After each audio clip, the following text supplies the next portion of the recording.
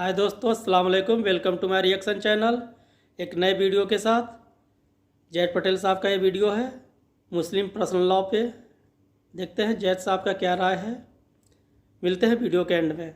कि डिवोर्स के ताल्लुक से जो कहा जा रहा है, अब जब पर्सनल लॉज खत्म हो जाएंगे तो फिर क्या होगा, सब चीज होगी कोर्ट। कोर्ट करेगा जो प्रॉब्लम डिवोर्सेस को सॉल्व करेगा।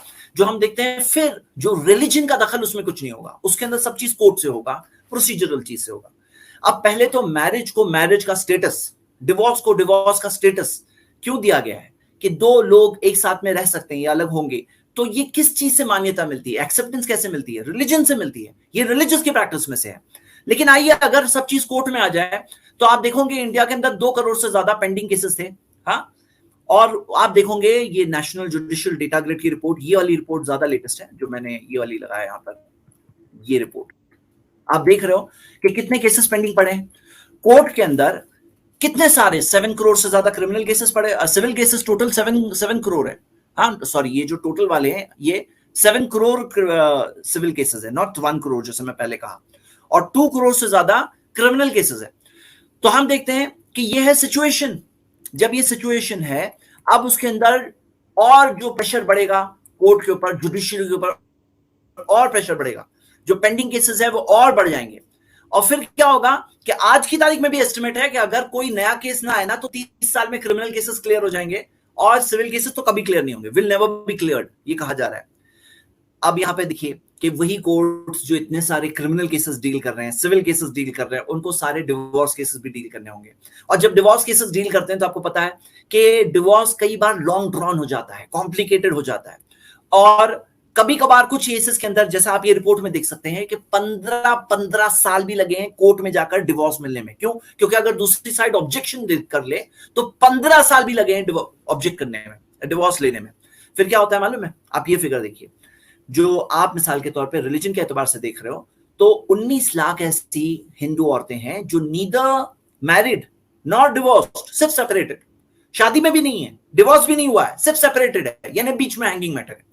19 लाख। जो प्रोपोर्शनलिटी अगर आप देखो तो मुस्लिम औरतों में अभी तक कम रहा है ये फिगर।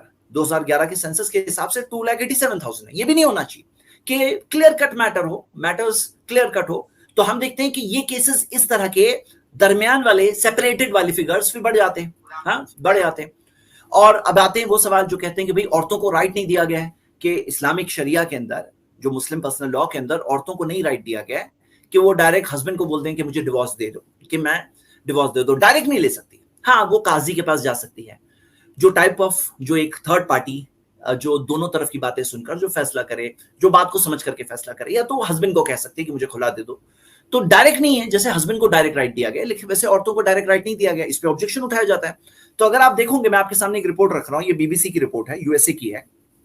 इसके अंदर आता है कि जो डिवोर्सेस होते हैं तो उसमें why women file for divorce more than main, यानी डिवोर्स फाइल करने वाले औरतें ज्यादा क्यों होती है। उसमें दिया हुआ है 70% फिगर है। और अगर कॉलेज एजुकेटेड औरतें हो तो जो फिगर्स आते हैं उसमें 90% औरतें फाइल करती है। मतलब डिवोर्स केसेस जो फाइल होते हैं, 90% केसेस अगर पढ़ी लिखी औरतें हो तो 90% फाइल करने वाली औरतें हैं। तो ये बात बहुत सीरियस है। पता क्या चलता है? देखिए, हमें ये बात समझना चाहिए कि चाहे वो पीएमएस हो, मेंस्ट्रुअल पीरियड से पहले जो एक डिप्रेशन है जो बहुत सी औरतों को फील होता है, प्रेगनेंसी के दौरान हो, पोस्ट हम देखें कि पोस्ट डिलीवरी हो, फीडिंग के दौरान बच्चे को फीड कर रही है तब हो, और कई सारे पीरियड्स होते हैं, कई सारे ऐसे वक्त होते हैं।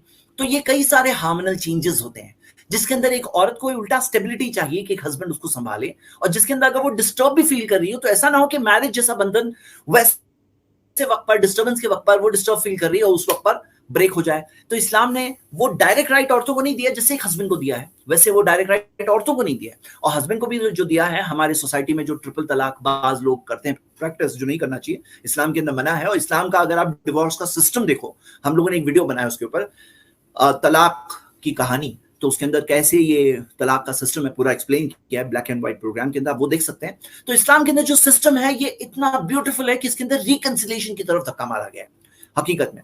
अब अगर मानिए कि डिवोर्स का जैसे यूनिफॉर्म सिविल कोड के वाली कंट्रीज में देखोगे तो डिवोर्स रेट्स कितने हाई हैं, डिवोर्स रेट्स कितने हाई, यानी कि पहले तो शादियां कम होती है, शादियां कम होती है, लोग बिना शादी के ही बच्चे पैदा करते हैं।